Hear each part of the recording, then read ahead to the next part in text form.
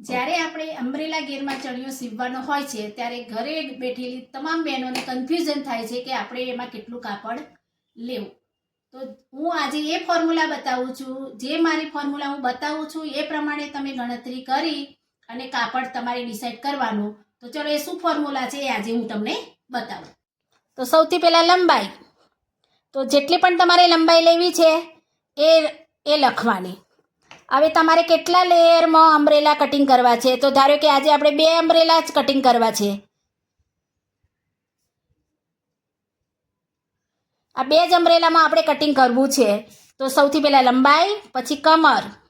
તો કમર છે 45, તો એ 2 અમ્બ્રેલા લેવાના છે. તો એને 2 તમે ભાગો તો 20 થાય. હવે આ જે 20 આવ્યા છે એ 20 ભાગ્યા પણ આપણે 3 કરીએ તો આપણે 6.6 થાય. હવે આ 6.6 અને આ 40 લંબાઈ એને તમે પ્લસ કરો. 40 લંબાઈ પ્લસ 6.6 તો 46.6. આ જે થયું એ તમારે આટલા ઇંચ તમારે કાપડ જોઈએ. તો એક અમ્બ્રેલામાં તમે 46.6 નો મતલબ કે 1 મીટર બરાબર 40 થાય.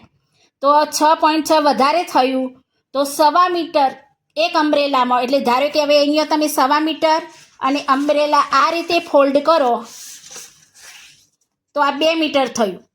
તો એક પડ 1.25 મીટરનું છે તો 2 પડ તમારે થાય 2.5 મીટર.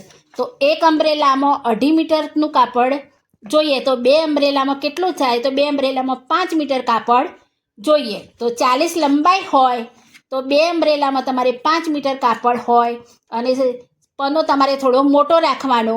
એ રીતે તમારે 5 મીટર કાપડમાં 2 અમ્બ્રેલા કાપડનું કટિંગ થઈ જાય. તો આ રીતે આપણે કાપડ ડિસાઈડ કરી શકાય.